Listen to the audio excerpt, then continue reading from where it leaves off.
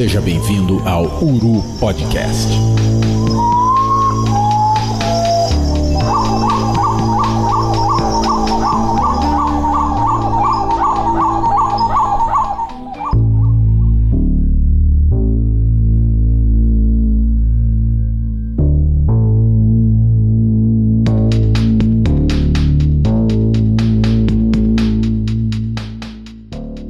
Bom dia, boa tarde, boa noite, amigos das aves. É sempre um prazer estar com vocês. E vocês sabem, como sempre, antes de mais nada, a gente precisa agradecer aos nossos apoiadores. A gente agradece a nossa Sururina da Serra, as nossas Águias de Raste, um abraço pro Nelson Hervey Costa, aos nossos Jacuzzi Estalo, Fernanda Isabela, Jonas Filho, Estevão Hernani, Marília Fanucchi, Mariana Machado Albuquerque, Nailson Andrade Júnior, Lia Naomi, José Carlos Carvalho, Leandro Rios, Lívia Ribeiro Queiroz, Aran Rodrigues Cardoso, e um abraço especial pro Aran. A gente tá gravando aqui uma espécie em que um trabalho dele, de um colega, e a Natália Linspack. A gente agradece aos nossos tangarais André Roberto, Bruno Luca Bambirra e Thiago Almeida, aos nossos Gaviões Carijó, Maíra Luiza Barroso Garcia, Letícia Palhato, Roberta Redondo de Freitas, Renata Beco, Yatos José Rodrigues de Souza, e claro, um grande abraço para as nossas corruíras Davidson Alves Soares, Alexandre Freire e Fernanda Miquelina Dias. Sem o apoio dessa galera, esse podcast não seria possível, e você também pode tornar-se um apoiador do nosso projeto. Acesse lá apoia.se/Projeto Uru, conheça nossas opções de apoio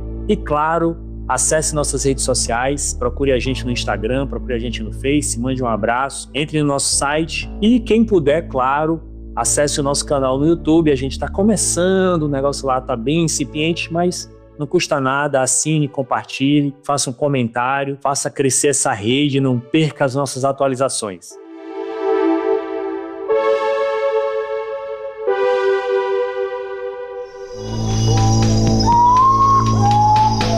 Uru Podcast.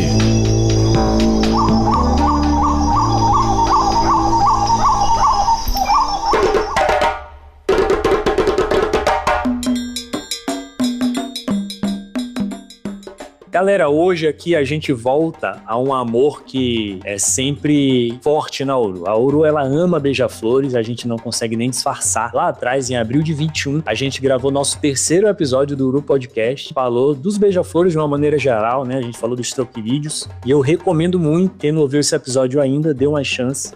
É um episódio Mixed Feelings, eu tenho um certo constrangimento, né? Foi um episódio que a gente gravou, eu, o Henrique e o Fred, e o áudio a gente acha muito estranho. A gente gravava com Skype naquela época, então tudo é bem rústico, por assim dizer, mas é um episódio que eu tenho muito carinho. Inclusive, esse episódio é o terceiro episódio mais reproduzido, né, da nossa história, então eu acredito que, do mesmo jeito que nós amamos beija-flores, a galera também é apaixonada por esses bichos incríveis. E uma coisa mais interessante que prova com mais força essa nossa paixão é que muitos antes do Uru Podcast pensar em existir, a gente publicou um texto do Henrique Júnior, escrito e ilustrado, vejam só, pelo Henrique. É a nossa coleta de campo, o número 7, Beija-Flores, Mestres do Ar. Eu sou apaixonado por esse texto e trago aqui um trechinho para vocês. Abro aspas para o Henrique Júnior aqui. Esses pequenos mensageiros alados, com brilho de pedra preciosa e velocidade de míssil, são de fato especiais.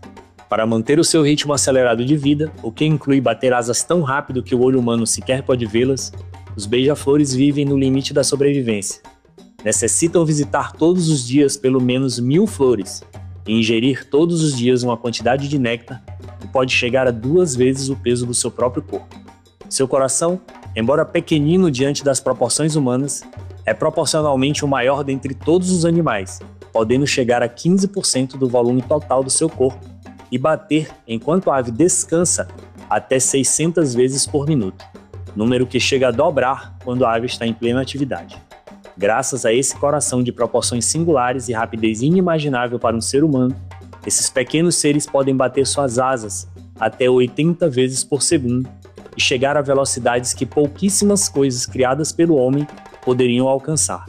Um beija-flor Ana, caliptiana, pode percorrer em um mergulho descendente uma distância que supera 380 vezes o comprimento de seu corpo em um único segundo, ao passo que o ônibus espacial percorre, no ápice de sua velocidade, apenas 207 vezes. Por incrível que pareça, galera, tem algum tempo que nós não nos dedicamos a essas criaturas, e para corrigir isso, trouxemos esse episódio aguardado por muito tempo. Para nos ajudar a conhecer mais sobre um dos beija-flores mais incríveis da avifauna brasileira, estamos muito bem acompanhados. O Edu Franco é biólogo, guia de turismo e proprietário da Minas Nature Tours. Possui especialização em comportamento animal e MBA em administração de projetos com ênfase em meio ambiente. Desde a graduação trabalha com fauna de vida livre e cativeiro, começou a observar, fotografar natureza em 2005 e em 2015 começou a elaborar e executar seus primeiros roteiros de observação de vida silvestre. Edu é especializado nas serras de Minas Gerais e na Cordilheira do Espinhaço. A gente recebe com o tapete vermelho da observação de aves estendido aqui no Uru Podcast o Edu Franco. Edu, nosso microfone é seu, seja muito bem-vindo ao Uru Podcast. Salve, salve Will, salve, salve Henrique. Agradeço muito pelo convite, pela oportunidade e pela responsabilidade de participar de um episódio de vocês, um projeto que eu tive a oportunidade de acompanhar desde lá do início, que vem a cada dia se tornando mais relevante, mais importante no cenário tanto da ornitologia quanto da observação de aves no nosso país, que está fora. E eu fico muito feliz de poder vir aqui participar de um episódio falando de um grupo e de uma espécie que tem um significado muito importante na minha vida, principalmente na minha vida profissional. Então é um prazer poder compartilhar aqui alguns minutos, algum tempinho com vocês, para a gente poder falar de um assunto que me emociona de verdade, assim, porque tem uma importância muito grande, como eu disse. Então, só agradeço, espero que eu possa contribuir um pouquinho aí para a gente falar sobre esse bichinho especial. Ah, com certeza você vai contribuir muito para esse episódio. E quem está com a gente aqui também, em mais um Uru Podcast, é o meu amigo, membro da nossa equipe, Henrique Júnior. Seja muito bem-vindo, Henrique. Fala Will, fala Edu, galera que está ouvindo a gente. Prazer, sempre muito grande estar aqui, trocando figurinhas com essa galera boa que prontamente atende o nosso convite de estar aqui falando sobre passarinho. E vamos falar sobre esse grupo massa que é os beija-flores, em especial esse bichinho também, que eu acho fantástico. Ainda não vi pessoalmente, algo que a gente precisa corrigir em breve, mas tem um carinho especial, que é o gravatinha. Bora falar de passarinho. O Henrique já respondeu uma pergunta que eu ia fazer para ele, era para saber se aqui só eu não conhecia o gravatinha. Já adianto que no Avistar Minas a gente tentou.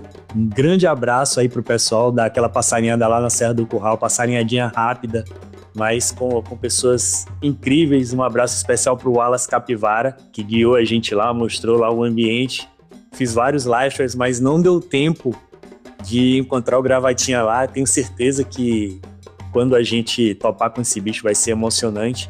Então estamos eu e o Henrique aqui curiosos com o bicho. Eu já adianto aqui a primeira parte do nosso episódio. Como sempre, a gente precisa fazer o nosso ouvinte enxergar através das nossas vozes a nossa ave, como o Henrique falou, gravatinha, beija-flor, que é marcante na avifauna brasileira, em especial em Minas Gerais. E eu já peço, como sempre, para o nosso convidado fazer o nosso ouvinte enxergar essa espécie incrível. Fala pra gente aí, Edu, como é que é esse bicho? A gente fala em termos de plumagem, de porte, de dimorfismo sexual. Quem enxerga esse bicho pela primeira vez, o que deve esperar? Massa demais, Will. Primeiro, antes de falar sobre o bichinho especial, eu se senti mais pressionado agora porque eu assumi a responsabilidade de mostrar esse bicho para vocês. Então, se tudo der certo no próximo Avistar Minas, vocês estiverem aqui, a gente já vai marcar um diazinho e vamos levar vocês para resolver esse pequeno problema que está adiado na vida de vocês, viu? Tá prometido. E aí, para falar sobre o Algastes escutatus, que é o beija-flor de gravata verde, né? Como você disse, tentar aí criar uma imagem mental com quem estiver ouvindo a gente, é uma espécie relativamente pequena entre os beija-flores. Ele mede ali cerca de 8 a 10 centímetros de comprimento. Ele vai pesar cerca de 3, 4 gramas, então é um bichinho realmente muito pequenininho. E é curioso porque os beija-flores geralmente eles são ariscos em campo, né? É diferente de um ambiente artificial com bebedouros, mas em campo geralmente eles são um pouco mais ariscos, mas eles são muito confiantes também na capacidade de fuga. E o gênero Algastes, especialmente, ele é muito confiante. Você consegue chegar realmente muito próximo desse bicho, principalmente em indivíduos que recebem constantemente a visita de pessoas. Quando você chega realmente perto, é que você tem a ideia do tamanho do bicho, quão diminuto ele é, sabe? Então isso torna mais especial, né? E assim, visualmente, morfologicamente falando, é um bicho muito bonito. Muito bonito, assim. A boa parte das pessoas que eu tive a oportunidade de mostrá-lo pela primeira vez e outras pessoas que eu leio ou escuto aí, que já tiveram a oportunidade de encontrar o Algastras em campo, eles falam que realmente é um dos beija-flores mais bonitos do Brasil que eles já viram. Então isso mostra bem a beleza dessa espécie. O macho é bem característico, principalmente nas suas cores bem fortes, um azul bem intenso com uma máscara, um escudo, que daí vem o nome escutatus, né? Um escudo facial bem verde quando tá iridescente, mas que na maior parte do tempo você vai ver ele completamente preto. Ele tem ali um colar branco que é quebrado bem ao meio por uma parte desse escudo, que é o que dá o nome de gravata verde ou de gravatinha, que é o apelido que tanto o Algastras escutatus quanto o Lumaquela também recebe, né, de gravatinha. São os beija-flores gravatinha que a gente tem aqui no Brasil, os dois Algastras. Então esse escudo ele varia de estar bem preto quando a pena está meio ouriçada, e ele pressiona essa plumagem contra o seu rosto e ela ganha essa iridescência verde bem chamativa, que serve ali para mostrar, opa, tô aqui, esse é meu território, não chega muito perto não. E aí todo no ventre dele é um ventre bem azul, bem forte, que tem uma manchinha também ali na lateral do seu pescoço, mais ou menos, também um pouco azul. Já o dorso, assim, o dorso completamente um verde cintilante, bem iridescente também, bem bonito. E aí, como a maioria dos beija-flores, quando você tem a luz certa, numa posição correta, você pode ver todo esse arco-íris que se forma na plumagem do bicho. Então é um bicho muito especial. As fêmeas e os jovens, eles vão ter plumagens muito semelhantes, né? Eles têm praticamente as mesmas linhas, vamos dizer assim, dos machos, né? Ele tem aquele colarzinho branco e tal. Só que o restante são cores mais apagadas, né? Ele não vai ter nem o verde muito cintilante e nem o azul também muito brilhante. Então, geralmente é um bicho que fica mais pardinho, em cinza, com tons ali mais pardos. E o macho, ao longo do tempo, ele vai começando a ganhar as cores. Às vezes é muito comum confundir machos jovens com fêmeas em campo. Se você não consegue ter uma visualização assim, com uma posição correta, com uma iluminação correta, isso pode passar despercebido, mas se você consegue olhar ali numa posição legal, você já consegue ver que algumas das penas iridescentes verdes do escudo facial do bicho, eles já começam a ficar iridescentes. Então isso é o que marca principalmente ali tanto a diferença do macho jovem para uma fêmea que já adulta, mesmo jovem, entendeu? E ali no ventre também você percebe algumas partes assim de azul já começando a aparecer também já bem cedo na vida do jovem. Então é um bicho realmente muito bonito, muito diminuto, mas cheio de pequenos detalhes, que quando você para observar uma foto assim, né, com calma, com cuidado, você percebe todo esse show de cores e de formas desse bicho. Pô, massa demais, deu para criar uma imagem pra gente, né? E pro ouvinte aí, talvez algum deles não tenha visto esse bicho. Se ainda não viu, entra aí na internet, pesquisa, porque realmente é um bicho fantástico. E agora, extrapolando um pouquinho, eu quero perguntar, Edu, a respeito de onde esse bicho vive. O nosso ouvinte que está aí ouvindo o nosso programa, se ele sonha em encontrar um gravatinha, que tipo de ambiente ele precisa necessariamente frequentar? Fala um pouquinho das particularidades dos ambientes onde a gente consegue visualizar um gravatinha verde. Perfeito. O gênero Algastras, né, no Brasil a gente tem 2 representantes desse grupo, na verdade, não só o gênero Algastras, mas esse grupo específico, a gente vai falar isso um pouquinho mais para frente, creio eu. Mas os Algastras, né, que são o escutatus e o Lumaquela, no Brasil eles são restritos a montanhas do estado de Minas Gerais e da Bahia. O Algastras escutatus, a maior parte do seu território está na Cordilheira do Espinhaço Mineira. A gente tem alguns registros até recentes de ocorrência dele no extremo sul da Bahia. Então, um bicho que há algum tempo a gente considerou como endêmico de Minas Gerais, ele já não é. Na verdade, não chega a ser nenhuma surpresa, né? A gente sempre se não soube, né, pela conversa com outros pesquisadores, com outros observadores de aves, da presença dele lá documentada, mas já era quase certo dessa presença, né? Então isso foi documentado recentemente, tanto em artigo publicado, quanto em fotografias no Wikiaves, por exemplo, mas recentemente, se não me engano, no segundo semestre do ano passado, em 2025, a gente teve as primeiras fotografias já no site do Wikiaves. E então esse bicho aqui no Brasil é Cordilheira do Espinhaço, seja no trecho mineiro quanto no trecho baiano também, mas no caso do Algachas, que é o nosso tema hoje, principalmente na Cordilheira do Espinhaço mineira. Então ele vai poder acontecer ali desde ali do extremo sul da Cordilheira do Espinhaço, na Serra de Ouro Branco, que está a sul de Belo Horizonte, da capital mineira, e vai se estendendo pela Cordilheira do Espinhaço no sentido sul-norte, né, em direção ao estado da Bahia, passando ali por vários municípios, como Catas Altas, Cerro, Botumirim, né, que é a terra também que ficou famosa pela Rolinha do Planalto, né, e aí vai subindo a Cordilheira do Espinhaço até chegar já ali na fronteira e também saltando um pouquinho dentro do estado da Bahia. Dentro da Cordilheira do Espinhaço, né, essa espécie ela vai ser encontrada principalmente entre 900 até 1.800 metros de altitude, mas a maioria absoluta dos territórios são encontrados entre 1.200, 1.300 até 1.500, 1.600 metros de altitude. Então é esse tipo de localização, né, nesses estados que você vai encontrar esse bicho.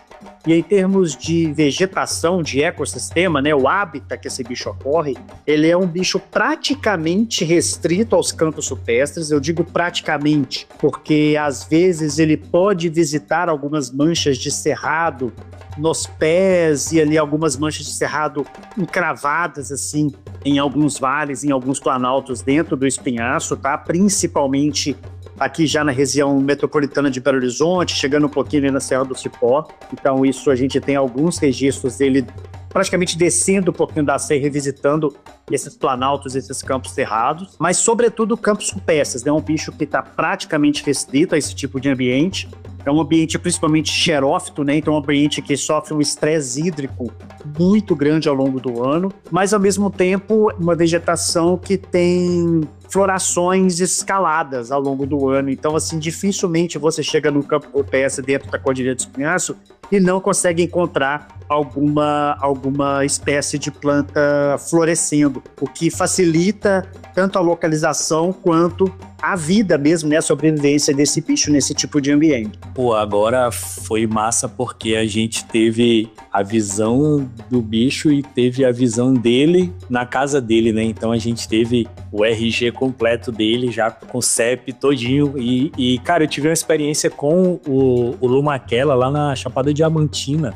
E, pô, Edu, 100% que você falou, cara, que beija-flor, erradamente, muita gente usa a palavra manso, né? Nossa, o beija-flor é muito manso, esse beija-flor deixa aproximar e tudo. Mas você usou o adjetivo certo, ele é um beija-flor muito confiante, porque ele é muito territorial, né? Ele realmente... o macho principalmente aparece ali no poleiro dele, daquela área de defesa daquela floração, e ele meio que encara mesmo lá no poleiro dele, fazendo a vocalizaçãozinha de defesa do território, e ele não é daqueles bichos que pousam e saem, né? Ele pousa e fica, né, cara? Assim, eu lembro bem que fiz algumas fotos lá na Bahia e, pô, a gente vê bem o bicho fazendo aquela viradazinha da cabeça, a gente vê o escudo refletindo e depois vê o escudo ficando opaco, então é uma imagem, pô, incrível, né, quando a gente consegue pegar na luz certa. E eu queria aproveitar essa fala do Henrique sobre o ambiente para te perguntar sobre outras espécies de beija-flores. Assim, eu não conheço a área do espinhaço, mas eu lembro que a gente conversou com a Camille no episódio sobre museus, episódio passado, o primeiro episódio dessa temporada, na verdade, e ela comentou sobre os asa de sabre do espinhaço, né, que eu acho que teve um split recente. Então essa espécie eu sei que também ocorre talvez em algumas áreas junto com o Algachas, mas tem outras espécies e ele é monotípico ou ele tem subespécies? Como é que é essa questão aí do nosso protagonista de hoje? Márcio Will, então, o Algachas escutatus hoje ele é subdividido em 3 subespécies que são reconhecidas, e é interessante que morfologicamente você não percebe diferença, assim, sabe? Você olhando o bicho em campo, mesmo visitando os ambientes típicos, você não vai perceber diferença. E as subespécies são divididas de acordo com o gradiente altitudinal, o que eu acho bem curioso, né? Então você tem a espécie nominal, que é a subespécie nominal, que é o Algachas escutatus, que vão estar nas altitudes mais elevadas da porção, principalmente centro-meridional, que é a porção mineira, da cadeia do espinhaço, da Cordilheira do Espinhaço em Minas Gerais, principalmente ali centro, né? Que é a localização do espinhaço, obviamente, centro-leste do espinhaço, do estado de Minas Gerais, que é onde está o espinhaço. Então, essa espécie são aquelas que acontecem nos ambientes mais altos, sabe? Você vai ver ali acima de 1.500 metros de altitude, principalmente, mas entre 1.600 e 1.800. O espinhaço, de maneira geral, ele fica ali flutuando entre 1.200, 1.500, 300, 400, 500. Então, são poucos locais que ele vai passar muito de 1.600, chegando a 1.700, sendo que o mais alto é o pico do Sol. Agora me fugiu, confesso que fugiu o Sol Inficcionado, mas eu acho que é o pico do Inficcionado, que passa de 2.000 metros, que é o ponto mais alto, né, mas que está no Santuário do Caraça, na Serra do Caraça, ao sul da cordilheira. Então, são poucos os locais onde você vai ter essa altitude mais elevada, mas é lá que o algache escutado socorre. Na parte mais dos, vamos dizer assim, da parte abaixo de 1.500, que fica ali entre 900 e 1.500, a gente vai ter o Ilsey, que é o Escutatus Ilsey, que vai ser, então, esse que provavelmente é o mais visualizado pelos turistas, pelos observadores diários, né? Que é esse que está ali numa altitude mais fácil de chegar, porque também caminhar no espinhaço não é uma tarefa muito fácil para ver esses bichos. E a gente tem uma outra subespécie, que é a Suarese, que ocorre principalmente na bacia do rio Piracicaba. Então é interessante a bacia do rio Piracicaba dentro do espinhaço, que ela vai também estar ali perto do Santuário do Caraça, na região ali de próprio rio Piracicaba, município, São Gonçalo do Rio Abaixo, João Molevade. Então são trechos que, inclusive para outras espécies do espinhaço, como o próprio rabo mole da serra, você percebe que alguma dessas espécies parece que descem o espinhaço e entram ali em alguns vales, nessa bacia do rio Piracicaba. É interessante. Eu acredito que o algaches não ocorra isso, eu não lembro de ter nenhum registro, pelo menos público assim, pode ser que tenha algum paper mostrando isso, mas eu acho que ele não chega a sair assim da montanha, vamos propriamente dito, mas ele está ali num trecho da cordilheira que está dentro da bacia do rio Piracicaba, aqui em Minas Gerais, na região central do estado de Minas. Então essas são as 3 subespécies conhecidas, né?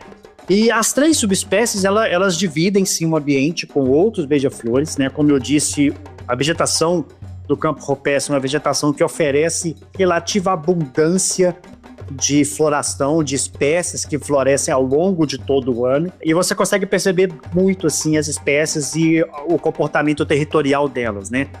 Antes de entrar nas outras, falando um pouco do comportamento territorial do próprio Algachus escutatus, né? Do gravata verde, ela é uma espécie que, na maioria dos ambientes em que eu consigo, né, visualizar esse bicho, são territórios muito pequenos, e isso, creio eu, deva justamente a essa abundância de flores ao longo do ano. Então o bicho não precisa devagar muito para buscar alimento. Então ela é uma espécie que tem territórios relativamente pequenos, e é muito interessante que a gente observa ali vários territórios limítrofes. Eles têm muitos vizinhos. Então, por exemplo, tem alguns ambientes que são os que eu mais visito, principalmente na Serra do Cipó e no Caraça, que numa área relativamente pequena, que assim, o seu olhar alcança no horizonte, você vai ter ali facilmente entre 4, 6, talvez até mais machos com territórios muito próximos, e eles ficam ali disputando essas florações, esses espaços ali naquele ambiente bem restrito, e é um bicho, como você disse, ao mesmo tempo muito confiante, mas eu percebo que ele tem um comportamento visual em termos de território. Ele é um bicho que, por exemplo, quando eu tento, o playback não funciona muito bem com ele, pelo menos na minha experiência. Então, você vê vários machos cantando, mas quando ele percebe que o macho cruza talvez ali o limite, a borda de um território e outro, e passa na frente de um macho que está empoleirado, é a hora que ele acende o escudo e vai para cima brigar, entendeu? Então, na minha experiência, eu percebo que o Algachus escutatus é um bicho muito visual e tem territórios ali bem próximos. Então você tem uma disputa muito, muito, muito constante, né? Nesses ambientes que você tem esses vários machos, você vê 2, 3 machos brigando ali, se disputando espaço praticamente ao longo do dia inteiro, sobretudo nos picos de atividade, logicamente ali nas primeiras horas da manhã e no final do dia também. Mas aí também ele disputa esses mesmos territórios com outras espécies, e aí eu destaco algumas, que são as 2 maiores, que talvez sejam os maiores problemas para o Algachus, que é justamente o asa de sabre do espinhaço, que é um split relativamente recente também dos outros, né? asa de sabre que a gente tinha. Há poucos anos atrás era reconhecido apenas tudo como asa de sabre cinza. Hoje a gente tem, né, são 4, 5 espécies, se não me engano, mas aqui em Minas a gente vai ter o do espinhaço e o da mata seca, mas esse do espinhaço é uma espécie muito maior, né, muito maior do que o gravata verde. Talvez cheguei até quase 3 vezes o tamanho do corpo dele. E eles brigam muito, e eu já tive 2 experiências, uma inclusive documentada, tem foto dos turistas que estavam comigo, dos clientes, no Wikiaves, inclusive, de um asa de sabre do espinhaço praticamente matar o algachas na nossa frente, assim. Foi uma cena muito curiosa, ao mesmo tempo angustiante de ver, de você deve querer intervir ali, né, o lado emocional da flor da pele, mas a gente só documentou e observa de longe.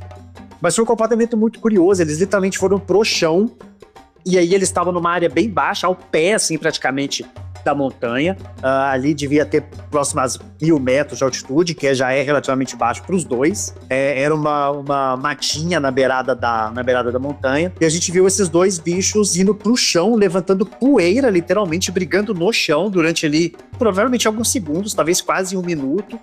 O asa de sabre saiu, o algachas ficou um tempo parado no chão ali, provavelmente uns 15 segundos, a gente chegou a achar que podia ter morrido, mas ele chegou a levantar, empoleirou, mas assim, se sobrou uma meia dúzia de pena nele, foi muito, porque assim, ele destruiu o algachas, arrebentou ele todo, foi um comportamento bem curioso. Então realmente ele, né, é uma disputa muito desleal pelo tamanho do bicho. E um outro grandão, que também costuma brigar bastante com ele por território, é o colibri serrirrostas, que seria o beija-flor de gravata verde. Então hoje são esses 2, assim, que na maioria dos casos a gente vê disputando território nos campos rupestres. Quando o algachas desce para os ambientes de cerrado, como eu citei no início da nossa conversa, ele já vai ganhar outras disputas, né? Então ele vai ganhar a disputa ali com estrelinha ametista, com chifre de ouro, é um bicho que também disputa bastante território, eles têm mais ou menos o mesmo tamanho, vamos dizer, já é uma briga um pouquinho mais justa. Bico reto de banda branca, quando eles estão por lá também, né? Então a gente já observa uma disputa um pouco maior. A tesoura verde às vezes chega a sair das bordas de mata e também entra nesses campos cerrados, e geralmente isso acontece por conta de alguma floração específica. Então é um dos poucos momentos que eu vejo tanto os algachas, mas também os asa de sabre e os outros espécies que são mais restritas a campo rupestre descer, vamos dizer assim, para os campos cerrados ou para o cerrado estricto sensu, quando tem alguma floração específica. E a que a mais chama atenção é do gênero Liquinoflora, que seriam as armicas, né? Principalmente a arnica do campo. Então, quando chega ali na floração, geralmente entre janeiro e abril, a gente vê várias dessas espécies se aglomerando nessas populações dessas plantas para se alimentar, e é bem curioso, bem curioso. Tem casos de eu chegar assim, de a gente encontrar 10, 12 espécies de beija-flor no mesmo local, o que para um campo cerrado é muito raro, mas é assim mais ou menos a minha experiência em relação a comportamento, território e quais as outras espécies que disputam esses ambientes, entre eles aqui na Cordilheira do Espinhaço. Cara, muito legal, já respondeu algumas das coisas que eu tinha em mente para perguntar, inclusive em relação a quais eram as plantas favoritas, em relação também a uma época boa, né? Se eu quero ir e não perder a viagem, então imagino que a melhor época seja na floração dessas plantas. E aí eu não diria que tem uma época muito certa, não. Ele é um bicho que a gente consegue ver ao longo do ano todo, justamente por conta dessa abundância. Eles respeitam muito o território ao longo do ano. Dificilmente eles abandonam esse território. Tem territórios que eu observo há quase 10 anos, assim, com certeza já até mudaram de indivíduo, mas os territórios permanecem lá. E a gente tem vários outros gêneros que eles visitam, né? Principalmente assim das bromeliáceas, né? Que são muito comuns ali como recurso alimentar os campos rupestres. Eu destacaria 2 gêneros, principalmente Díquia e Encolirium. São 2 gêneros que eles visitam com muita frequência. As asteráceas, né, como eu citei já, a Liquinoflora, que seriam as armicas. A gente vai ter também ali, era Vernônia, se não me engano, agora dividiram em 2 outros gêneros, mas candeias também são visitadas por eles, assim como algumas melostomatáceas, microlíceas, por exemplo, que eram as antigas putz, me fugiu o nome agora do gênero que mudou também, mas agora o atual é Microlícia. É muito comum ver eles visitar gênero Cúnfia também. Então, assim, tem uma infinidade de gêneros, né, de grupos de plantas que eles visitam ao longo do ano. Então, eu não diria que tem muito uma época certa para você ver esse bicho. Então os territórios eles são ocupados assim bastante ao longo do ano, muito dificilmente você tem uma baixa representativa de atividade. É muito curioso ver essa territorialidade muito forte nesses pontos. Já tem um roteiro aqui que é muito massa pra galera fazer aí. Você que é um birder serial tem que fazer esse roteiro com o Edu pegando todas as subespécies. Você começa lá embaixo, pega a subespécie ali de baixo, depois vai subindo já na mesma tacada, já pega ali o algastes ali do meio, e aí o cara mais hardcore vai lá acima de 1.500 para pegar a subespécie nominal, já faz os life de subespécie tudo, e já faz um crossfit bacana, porque essa subida deve ser tensa. Rapaz, não é fácil, assim, os bichos do espinhaço, de maneira geral, né, principalmente esses bichos de altitude mais elevadas, eles exigem em si uma dedicação física bem grande, sabe, de quem quer visitar. Não são bichinhos fáceis. O algastes, como eu disse, como ele desce um pouquinho às vezes, quebra o galho da galera de vez em quando, sabe? São trilhas um pouquinho mais difíceis. Mas o Azed, sabe, por exemplo, geralmente é um bicho mais complicado de ver, porque diferente do algastes, ele é um bicho vagante. Ele não respeita um território muito pequeno e ele flutua muito os locais que ele visita ao longo do ano. Então é um bicho muito mais imprevisível do que um algastes, por exemplo. Assim, eu sinceramente não recordo nesses já quase 15 anos aí de campo de ir atrás de algastes e sair sem ele. Nem sempre você tem a melhor visualização, a melhor chance de uma fotografia e tal, mas ele sempre está por lá. O Azed, sabe, já não é bem assim, eu vou te dizer que a taxa de sucesso deve ficar em torno de 30 e poucos %, não passa muito disso não, é um bichinho bem mais complicado, além das outras espécies que a gente vai ver lá no topo, né, os outros endêmicos.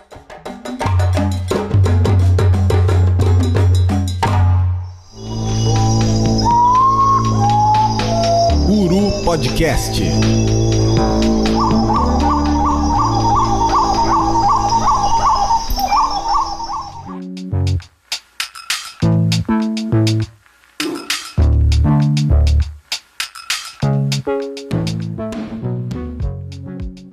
Muito massa. E enquanto a gente tá conversando, eu tô aqui no Wikiaves dando uma olhada nas fotos de algastes e é um bicho fantástico. E o que eu acho muito legal, acho que eu sou uma pessoa da Mata Atlântica, né, e que vivo embrenhado nas matas aí, é como é massa conseguir fazer foto desses bichos no cerrado, pô. O bicho com a luz maravilhosa, pousado na altura do seu olho, fazendo graça, aceso. Eu tenho uma experiência de ir atrás de beija-flor no meio da mata, né? Que às vezes a gente encontra alguns bichos aqui e, cara, pra fazer uma foto boa, realmente é complicado. E aí chega um bicho que já é muito massa, muito lindo e que também permite algumas possibilidades de avistamento que são fantásticas. Eu fico realmente impressionado com esse bicho. E, cara, imagino que você tenha visto bastante esse bicho na vida e realmente tem essa experiência de muito tempo. E aí agora a gente vai passar para uma outra parte, que é a parte falando um pouquinho sobre a ecologia e a reprodução desse bicho. Queria te perguntar como que funciona a reprodução desses bichos, se você já conseguiu registrar isso. Além de falar um pouquinho sobre como é, onde é o ninho, quantos filhotes, coisas do tipo. Também se você já conseguiu presenciar algum comportamento reprodutivo, se existe alguma coisa especial nesse gênero. Fala um pouquinho pra gente, por favor. Claro, falo sim.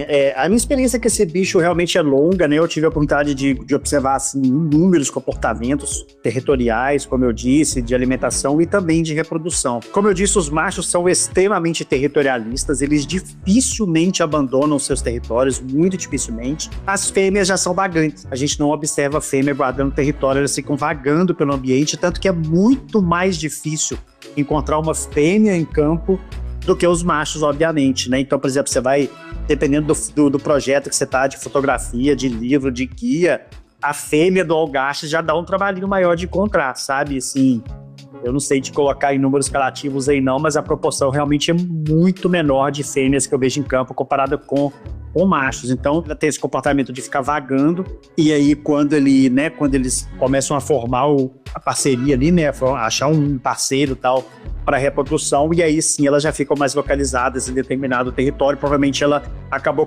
ocupando o mesmo território daquele macho que vai fazer a parceria reprodutiva com ela. E aí é muito legal porque assim, eu já tive a oportunidade de ver, mas assim também de observar registros na internet e em conversas desse bicho com atividade de identificação em vários meses do ano. Já tive registros ali, né, entre novembro até fevereiro, março, assim como eu já vi alguns registros que é estranho pra mim, eu não esperava, mas já havia ali quase próximo já da época do inverno, já do meio do ano, sabe? A maior parte dos registros, obviamente, ali, que a gente chama de primavera-verão, mas na estação úmida, né, na estação chuvosa, até por conta da abundância de recursos alimentares, obviamente, tal. Mas é comum, às vezes, você ter alguns casais fazendo ninhos um pouco fora daquele período tradicional, mais esperado, vamos dizer assim. Eu nunca tive a oportunidade de ver uma cópula, assim, realmente, isso eu nunca vi, mas eu já vi várias danças e rituais, assim, bem na nossa frente, que parecem como se fossem brigas mesmo, né? Se você não percebe que é um macho e uma fêmea ali, eles parecem que estão brigando, mas são danças e rituais ali comuns, né, nesse grupo, nos beija-flores. Os ninhos são bem pequenininhos, ali são feitos com teia de aranha, né, eles são os ninhos mais branquinhos, você observa, eles geralmente são mais branquinhos em forma de taça e de bacia, né, mais bacia do que taça, na verdade. Nos ninhos que eu encontrei, sempre foram 2 ovos, bem pequenininhos, assim, parece 2 balinhas tic-tac dentro do ninho, é assim, absurdo o tamanho diminuto desses bichos, né? São ninhos a meia altura, eu já observei ninhos ali, a maior parte ali entre 1 metro, 1,5 metro no máximo, nunca vi mais alto do que isso. Em termos de ambiente que fazem o ninho, geralmente em alguns arbustos, mas já vi tanto em áreas abertas de campo rupestre, quanto em bordinhas de mata. Né? Inclusive, aquele caso que eu citei da briga com o asa de sabre foi justamente em uma área de um território que era mais baixo, relativamente 1.000 metros de altitude, numa bordinha de uma mata ao pé da serra, da montanha. Então, é mais ou menos assim que eu consigo perceber o comportamento reprodutivo desse bicho. Cara, hoje eu vi várias fotos aqui, dando uma olhada, mesmo no Wikiaves, dos ninhos. E, pô, chamou muito a atenção isso que você disse da coloração deles. Os bichos fazem camuflagem, beija-flor é incrível para camuflar ninho. E aí a gente vai vendo vários ninhos de várias espécies e como tem tudo a ver com o ambiente, assim. O ninho do algastes, ele é bem clarinho, cara, assim, bem diferente do que a gente, que tá mais aqui pro lado amazônico aqui, esperaria ver de um ninho de beija-flor, assim. A gente é acostumado a ver mais ninho de fetornes. E quando vê um ninho de um bicho de uma área mais de cerrado rupestre, de campo rupestre, a gente vê quanto é diferente, assim, o aspecto geral. E, pô, é muito pequeno, cara. Quem nunca viu um ninho de beija-flor, assim, ó, abre aí o Wikiaves ou abre o Birds of the World, vai olhar e ver as dimensões dos ovos, porque chega a ser assustador. Como o Edu falou, realmente parece uma balinha de tic-tac. E é muito, muito legal a gente se deparar com essa variedade, né? O Edu já falou aí praticamente o que a gente precisava saber da ecologia desses bichos. Óbvio que, como os outros beija-flores, cuidado parental no gravata, ele é concentrado na fêmea, praticamente concentrado totalmente nela, e claro que a dieta vai envolver a captura de alguns artrópodes nessa época. Ele é um bicho diferente, mas também não vai fugir tanto da ecologia dos outros beija-flores. Por falar nas semelhanças do gravata com outras espécies de beija-flores, a gente precisa abordar, é claro, a questão da conservação. A gente vê muitas listas e a gente gravou muitos episódios sobre espécies de aves ameaçadas aqui no Brasil e algumas aves mais icônicas ao redor do mundo que também têm status de ameaça.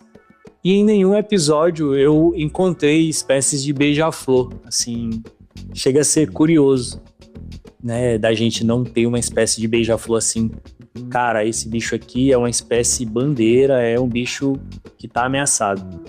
E aí é uma reflexão, talvez, que se dê pelas características das espécies, mas também talvez pela grande dificuldade de estudo. Algumas espécies têm áreas de distribuição restritas, outras têm outros tipos de dificuldades de se estudar, e aí acaba os bichos todos entrando ali nos status de pouca preocupação ou então falta de dados.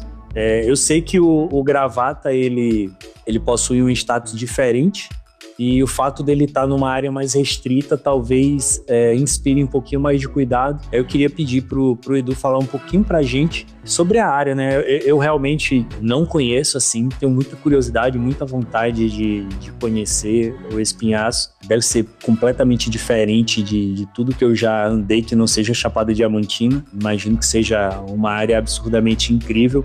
E aí queria pro Edu falar pra gente das particularidades, né, que impactariam no status de conservação da espécie, quais seriam as ameaças e se existe algum tipo de preocupação no médio prazo em relação à conservação dessa espécie. Eu, particularmente, assim, se você for ler a maioria dos textos e status de conservação, ele vai ficar ali entre menos preocupante ou quase ameaçada, né? E você vai ver muitos textos falando que ele é localmente comum. E como eu disse, de fato você chega nos territórios e vê ali 4, 5, 6 machos e vai andando um pouquinho ao longo das trilhas e vai vendo mais territórios e mais indivíduos. Então ele dá essa sensação de ser um bicho comum, né? Mas como você disse, ele tem uma distribuição muito restrita, e eu não digo distribuição restrita em termos de mapa, mas em termos de hábitat, né? Então, não só algachos, mas para mim, a maioria absoluta das espécies de montanhas tropicais, elas talvez os seus status de conservação sejam, talvez assim, eu acho que precisam de um carinho melhor, sabe, no olhar dos conservacionistas e dos pesquisadores de maneira geral, porque quando você está no espinhaço, por exemplo, dá aquela falsa sensação de ser uma área relativamente protegida, porque não é um hábitat que você espera ver, por exemplo, agropecuária. Se tiver, sim, algum gadinho, alguma coisa que você vê e que causa um problema muito grande. Inclusive, em algumas das áreas do espinhaço tem gado solto, gado perdido, que causam vários problemas, mas não é, por exemplo, como um rebanho de dezenas de milhares de gado, sabe? Então, não é o caso. Então, dá essa talvez uma falsa impressão de uma área relativamente protegida. Por exemplo, aqui no estado de Minas Gerais, sobretudo nessas áreas de serra, né, e a gente carrega isso no nome do estado, a mineração é a nossa atividade principal, não a agropecuária. Principalmente nessa região central de leste do estado, né, nessas nossas serras, principalmente no espinhaço, no quadrilátero ferrífero e tal. Então, a mineração é um problema muito frequente, mas mais recentemente a gente tem tido alguns problemas que eu considero graves. Primeiro, a especulação imobiliária tem avançado muito sobre os ambientes de serra no estado de Minas, as pessoas querendo fugir dos grandes centros urbanos, e o turismo também tem expandido muito dentro dessas regiões, várias cidades, assim, localidades tradicionais que foram totalmente descaracterizadas, casas de aluguel, grandes casas de temporada, né, programas de temporada, pousadas, etc. Então isso tem tido um aumento em algumas das áreas do espinhaço, são localizadas, mas tem. Em algumas partes, principalmente mais no norte do estado, voltando um pouquinho para fazer mais sentido, o espinhaço, para quem já visitou, ele é caracterizado por fortes rajadas de vento, principalmente no meio do ano, então é uma área que venta muito. Então as indústrias eólicas também são um problema. A gente tem algumas já no norte do estado, no topo da Serra do Espinhaço, e mais recentemente, ainda bem, foi barrado, mas tinha um projeto gigante aqui para a região da Serra do Cipó também, de algumas turbinas eólicas que iriam ser colocadas lá, então isso é um problema muito grande também. Mas para mim, o que mais é agravante, que causa um problema muito, muito grande nos campos rupestres e nos cerrados, que estão ali a oeste da Serra do Espinhaço, é o incêndio, né? Então a gente tem cada vez mais a situação climática imprevisível, né? A gente tem secas, que já é um problema, né? Já é uma característica desse ambiente, mas que tem se agravado, né? Os períodos de seca têm sido bem maiores em alguns anos, e isso causa um problema muito grande com os incêndios. Então, eu já tive áreas assim gigantes, onde tinham vários territórios de algachas assim lambidas pelo fogo da noite para o dia. Então, é um problema muito grande, né? A gente sabe, obviamente, que o fogo faz parte da história natural desses ambientes, mas uma mesma localidade que pega fogo todo ano, isso já não é natural, né? E principalmente em épocas que não deveria estar pegando fogo, ainda é um problema maior. Então eu enxergo isso como o principal problema, Mas, para finalizar o estado de conservação, algo que realmente isso eu acho que tem sido pouco analisado, tem alguns artigos, inclusive do meu amigo aqui, Marcelo Vasconcelos, que com certeza vocês também conhecem demais, né? Os ouvintes também conhecem, que é um dos grandes conhecedores do espinhaço. Ele cita os problemas que as alterações climáticas têm trazido para a riqueza das nossas montanhas tropicais, principalmente do espinhaço. Então a gente observa um declínio significante da diversidade desses ambientes de topo de montanhas tropicais. Então, ao mesmo tempo que você perde flora, perde insetos, por exemplo, você está tirando toda a base de recurso alimentar do algachos, por exemplo. Então, em algumas localidades da cadeia do espinhaço, você vai observando que parece que os bichos estão subindo, né? Tinha alguns locais que você tinha ali as espécies, não só algachos, mas como o lenheiro da Serra do Cipó, o perdeiro do espinhaço, bichos você via facilmente em algumas localidades, você tem que subir muito para conseguir encontrá-los hoje. Então, é uma sensação muito empírica mesmo, assim, da minha experiência em campo, mas que lendo esse artigo, por exemplo, e outras discussões que a gente tem tido, a gente observa isso em outros locais do Brasil também, que os bichos têm reduzido, eles têm tido menos habitat propício do que eles tinham há alguns anos atrás. Então isso tem sido um problema e eu acho que isso tem sido ignorado de alguma forma, sabe? Então eu acredito que a gente precisa olhar com mais carinho sobre esses hábitats, que são hábitats extremamente sensíveis e muito, muito específicos, né? São os ambientes mais antigos, são os ecossistemas mais antigos que a gente tem no país, e apesar dessa falsa sensação de proteção que a gente tem por uma baixa atividade econômica, principalmente agropecuária, eu acredito que a gente tem sofrido muitos problemas silenciosos, ou talvez imperceptíveis ao nosso olhar.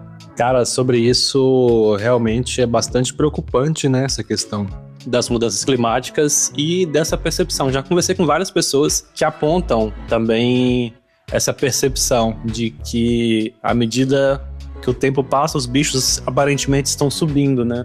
E isso é bastante grave porque toda serra tem um limite. Inclusive, trocando uma ideia um tempo atrás com o Luiz Moraes, falando sobre a sururina da serra, né? Que espero que a gente vai lançar em breve também esse episódio aí. Uma das preocupações é justamente essa, porque se um bicho ocorre de uma certa altitude até outra altitude e por algum motivo, com o passar do tempo, ele passa a ocorrer um pouco mais acima, chega um ponto que essa serra tem um fim, né? No caso da sururina, a serra tem pouco mais de 600 metros. Então, assim, se chegou ao ponto que esse ambiente está impraticável para esse bicho, ele vai desaparecer.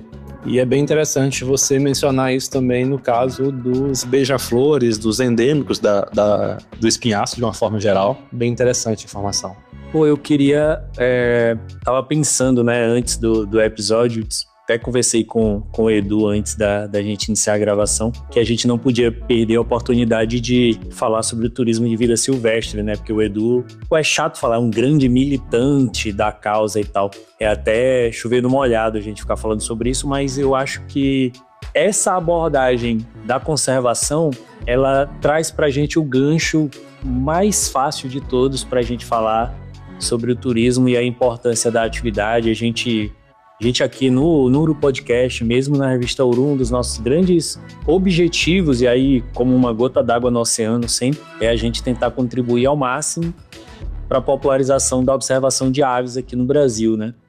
Então, todo esse trabalho tem sido feito com essa intenção.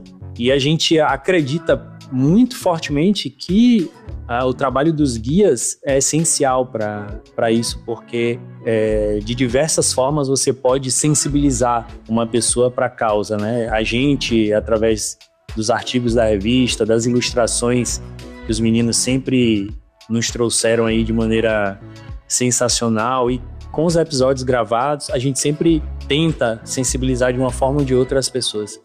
Mas é uma competição que nunca vai ser superada do que você está em campo sendo guiado e poder ser apresentado ao bicho no seu ambiente natural. Então, esse trabalho dos guias, né, de poder propiciar para as pessoas o contato direto, contato em primeira pessoa com a espécie, com o bicho, ele é o motor fundamental de sensibilização. Então, a popularização da observação de aves, para a gente, é talvez uma ferramenta de conservação que nunca vai ser superada. Então, quando o Edu traz essa situação, esse olhar diferenciado sobre a conservação desse bicho que ele, talvez mais do que ninguém, tenha um contato em todas as épocas do ano, a gente precisa valorizar muito isso. E aí eu falo valorizar também do ponto de vista científico, né? E eu sei que muita gente acha que guia de observação de aves tem pouco a contribuir para a ciência, para a ornitologia, que o observador de aves tem pouco a contribuir, mas quando eu vejo as falas do Edu, as falas do Henrique sobre isso, eu fico muito feliz, porque tu responde todo e qualquer questionamento só com esse trecho aí de poucos minutos num episódio desse. Então eu queria que as pessoas percebessem a importância da atividade, percebessem que as pessoas têm muito a contribuir em relação a essa questão. E aí ficou parecendo um desabafo, gente, desculpa. Eu peço pro Edu falar pra gente um pouco, dar um tom pra gente de como tá a atividade hoje no Brasil, né? A atividade de observação de vida silvestre. Eu sei que ele é um estudioso dessa questão. A gente troca muita ideia sobre esse tema. É um tema que interessa muito a gente dentro da Uru. A gente conversa muito nos bastidores. O Henrique também esteve envolvido durante muito tempo com trabalhos relacionados com caracterização de perfil do observador. A gente troca muita ideia com guias, né, Brasil afora, sobre como é que tá a atividade, se está aquecida, se não está, se realmente cresceu ou se é só uma ilusão, se esse crescimento vai ser sustentável ou não. Eu queria muito que o Edu falasse um pouquinho para a gente de como ele vê essa nossa atividade nesses últimos anos e qual a perspectiva de futuro para isso. Então, Edu, o microfone é todo seu sobre isso. Will, eu te agradeço de trazer esse tema e dar a oportunidade de a gente falar sobre ele, e te escutando trazer esse tema aqui nesse episódio e ouvindo suas falas muito assertivas, e obrigado por isso. Eu fico realmente emotivo, sabe? Você usou o termo militante, eu acho que é isso mesmo, porque assim, eu me formei biólogo, né? Então, durante toda a parte acadêmica da minha carreira, eu sempre sentia talvez uma angústia de: cara, será que isso que eu tô fazendo... Eu trabalhava com pesquisa básica, né? Eu trabalhava com primatas, com etologia, eu trabalhei com sauás e guigós, principalmente, durante 5, 6 anos da minha vida em campo, assim, finalizando o trabalho, escrevendo um artigo, indo para congresso e tal. E eu sempre tive um incômodo, assim, de, cara, o quanto que eu tô contribuindo para a conservação de fato fazendo isso, né? E, por favor, aqui não é julgamento de valor. Eu não tô dizendo que a pesquisa não é contribuidora para a conservação, muito pelo contrário, é óbvio que é. Mas é uma angústia que, assim, eu, pessoalmente, o que eu estava fazendo, eu não conseguia ver essa ponte do meu resultado chegando para as pessoas e fazendo as pessoas entenderem a importância daquilo que eu estava fazendo, sabe? Provavelmente por um erro de comunicação meu mesmo, de não encontrar isso. Mas quando eu descobri a observação de aves, lá em 2008, mais ou menos, e aí eu fui entrando nessa coisa de passarinho, eu nunca tinha tido contato profundo com passarinho, mas foi ali que eu tive, comecei a apaixonar e tal, e ali já para 2010 até 2013, eu descobri o turismo, que existia um turismo de observação de aves, que depois eu enxerguei essa visão mais ampla de vida silvestre e tal, né? Ninguém vai para o mato para ver só passarinho, você sempre vai ver alguma coisa que vai te chamar a atenção além disso, além de que hoje a gente tem roteiros específicos para os outros grupos que não sejam aves, inclusive flora e etc. Mas foi no turismo que eu encontrei essa ponte que eu tanto busquei, sabe, Will e Henrique? Foi ali que eu percebi que, de fato, eu estava fazendo alguma coisa que gerava um resultado, se não imediato, mas muito mais mensurável, e acontecendo assim aos meus olhos, na minha frente, de que eu estava realmente fazendo algo que estava gerando uma diferença. Ao longo desse período, né, e aí eu me formei guia, abri a operadora, comecei ali com o trabalho de front mesmo, turismo, criando, formatando roteiros, operando roteiros, vendendo, etc., seja nacional ou internacional. Mas eu senti essa necessidade, e aí entra talvez essa fase militante que você disse, de trabalhar no bastidor, sabe? De enxergar que o Brasil merece um turismo de vida silvestre ainda melhor do que o que a gente estava fazendo. E aí é muito fácil perceber um salto enorme que esse turismo deu nos últimos 5 anos, sobretudo do pós-pandemia até agora, e aí esse caminho ainda é muito longo. Vocês participam de vários eventos ao longo do Brasil também, de observação de vida silvestre, principalmente de observação de aves, e principalmente nesses 2 últimos, Avistar Brasil, principalmente, a quantidade de cara nova, de molecada, de criança, se envolvendo e falando e vendo o passarinho e tudo mais, é algo que nos enche muito, muito de esperança em um mundo que nos dá porrada o tempo inteiro, né? Então você viver aquilo e sentir que você faz parte, que você contribuiu para aquele mundo, ter uma geração tão importante que está surgindo, que está emergindo, sabe, dentro e a partir do turismo de vida silvestre, é muito legal. Então o que a gente tem feito nos últimos anos, sobretudo nos últimos 5 anos, mas principalmente nos últimos 3 anos, quando a gente tem, por exemplo, iniciativas de associações, como a Associação de Turismo de Vida Silvestre, que foi lançada, né, e formalizada do ano passado para esse ano.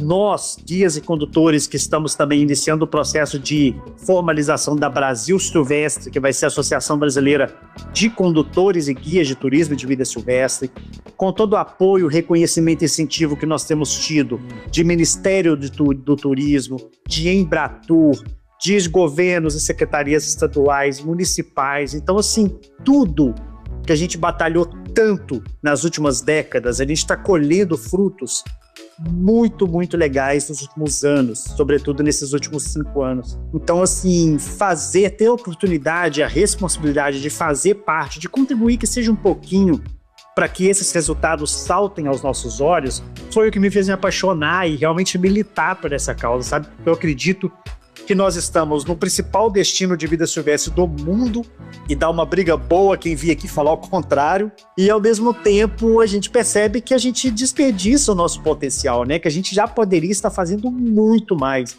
E sim, eu enxergo, e foi por isso que eu me apaixonei, porque para mim o turismo de vida silvestre é a melhor ferramenta de educação e de conservação ambiental. Como você disse, você pode mostrar foto, passar vídeo, documentário, mas na hora que você leva um turista, principalmente aquele que está iniciando pela primeira vez, e ele te passa um desejo, eu quero ver o beija-flor de Gravata Verde, você leva, anda 2, 3, 4 quilômetros, pessoa cansada, e na hora que ela chega e vê o bicho na frente dela, tira uma foto, olha no LCD, aquela foto que ela desejou durante anos ou meses, essa pessoa nunca vai voltar para casa igual. Não tem como. Não tem como uma pessoa experimentar a vida silvestre no ambiente mesmo, assim, sentindo na pele todas as intempéries, as dificuldades, os desafios, mas principalmente a conquista de ver, de fotografar aquele desejo. Essa experiência não tem nenhuma no mundo que vai sensibilizar uma pessoa mais do que isso. Então o turismo é essa ponte de levar o ser humano para o ambiente que ele esqueceu que ele faz parte, né, ao longo dos milhões de anos de evolução, dos milhares de anos de evolução, desculpa. Então, que ele esqueceu que ele faz parte. Então, na verdade, o turismo ele só está resgatando nas pessoas o que a gente sempre foi, parte do ambiente, parte da natureza.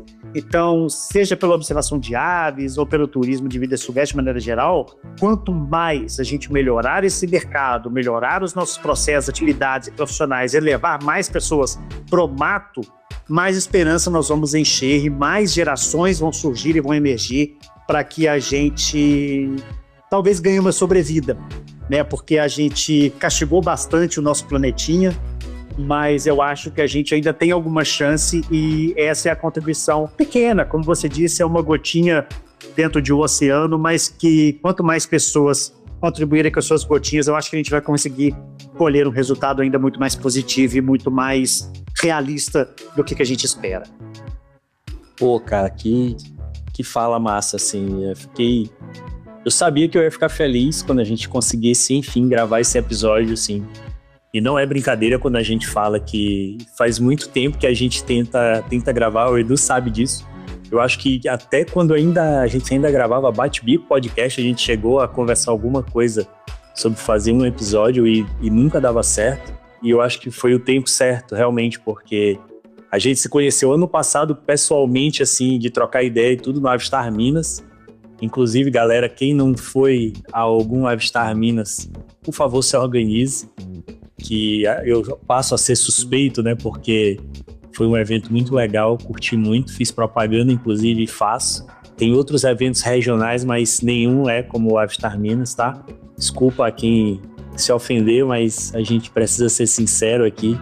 E, pô, eu sabia que a gente ia ter um episódio legal, fiquei feliz que a gente conseguiu gravar sobre o espinhaço, sobre as aves do espinhaço, sobre o gravata e principalmente falar sobre a observação de aves. Pra gente é muito importante conseguir sempre falar das aves e sempre falar da observação de aves nos episódios.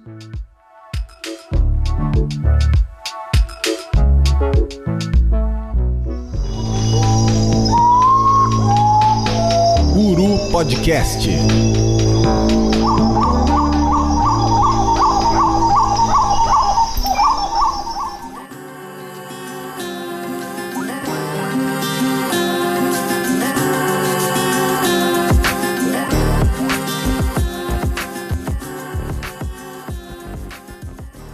Queria agradecer o Edu. Como eu disse, não é à toa que a gente não conseguiu gravar episódio antes. As nossas agendas, elas realmente são agendas complicadas. O coitado do Henrique tá aí entre diversos clientes e diversos projetos com eu enchendo o saco dele pra gente finalizar coisas aí pendentes para vocês. Então sempre é uma correria diferente pra gente botar o episódio no ar, e quando a gente consegue juntar todo mundo para falar de passarinho, sempre é um dia feliz. Edu, muito obrigado por compartilhar seu conhecimento com os nossos ouvintes, a sua disponibilidade. Queria dizer aqui que o microfone do Uru Podcast é seu sempre, para a gente falar sobre a vida silvestre, sobre a observação, tá? A gente tem aí outros projetos para outros episódios envolvendo discussões sobre a observação de aves, sobre turismo de vida silvestre. A gente vai tentar colocar isso para frente em breve. E queria franquear aqui o microfone para você mandar um alô para a galera, falar um pouco de como a galera te encontra aí nas redes sociais, falar da temporada. Não existe temporada ruim, pessoal, para ver o Gravata. Vamos ver o Gravata. Edu, pode se despedir, pode mandar um abraço para quem você quiser. Will, Henrique, primeiramente, assim, agradecer muito o convite e a oportunidade de vir aqui trocar uma ideia muito legal com vocês. Estou muito satisfeito de falar de um bichinho especial, mas de temas tão relevantes também, como a gente encerrou falando sobre turismo de observação de aves e todo o processo que a gente está vivendo agora, todo momento, né, a minha visão sobre isso. Eu queria parabenizar, antes de me despedir, pelo projeto de vocês novamente, assim como o turismo, mas todas essas ferramentas de mídia, de internet, né? A gente tem hoje várias iniciativas semelhantes a de vocês, com canais no YouTube, podcast, perfis no Instagram, que tem divulgado cada vez mais a nossa biodiversidade e o turismo envolvido com ela. Então isso tem sido também uma ferramenta muito, muito importante de divulgação científica, acadêmica, mas também do nosso turismo, da nossa biodiversidade. Então, obrigado pela contribuição e pelo trabalho de vocês. Faço o convite a quem ainda não apoia o projeto, que apoie, porque isso aqui ele tem uma relevância muito grande, muito gigante, e está sendo conduzido com maestria por vocês e por toda a equipe, então eu super parabenizo. E assim, um alô gigante, um abraço gigante para todos os ouvintes e toda a comunidade envolvida com a observação de aves no Brasil, né? Como você disse, eu tenho a operadora Minas Nature, então no Instagram vai ser @minas.nature. Pode nos procurar lá, que eu vou estar disponível também. Quem quiser vir conhecer aqui as montanhas de Minas será muito bem recebido, com certeza, pela toda a equipe da Minas Nature. Vai ser um prazer receber vocês aqui. Assim como o próprio Avistar Minas, né, sempre em agosto, no Museu de Ciências Naturais da Pontifícia Universidade Católica de Minas Gerais, no Museu PUC Minas. Esse ano vai ser de 14 a 16 de agosto. Muito brevemente nós já vamos abrir as inscrições. E vai ser um prazer reencontrá-los, tanto você, o Will, quanto o Henrique, mas todos os ouvintes também que puderem participar. Quem sabe a gente não faz um episódio especial aqui no Avistar, hein? Fica aí o convite. Agradeço, gente. Obrigado mesmo e muito obrigado pela disponibilidade, pela oportunidade de falar com vocês aqui. O único Avistar regional que tem o verdadeiro pão de queijo, e vocês aí pensando em qual evento vocês vão além do Avistar Brasil. Só vou falar isso. Henrique, é sempre muito bom estar com você aqui no Uru Podcast. Cara, valeu mais uma vez pelo convite, estar por aqui, trocando ideia sobre o passarinho. Valeu demais, Edu, por aceitar o convite, falar um pouquinho com a gente, apresentar esse bichinho tão massa, que espero em breve conhecer. Prepare para nos receber no Espinhaço. Certamente foi um episódio que eu particularmente curti bastante. Tenho certeza que o nosso ouvinte também vai curtir quando ouvir aí. Muito obrigado por tudo e sempre um prazer estar por aqui. Nos vemos em breve. Nos vemos em breve, com certeza. Valeu demais, pessoal. Esperamos que todos tenham gostado de conhecer um pouquinho mais sobre essa ave maravilhosa. E assim a gente encerra mais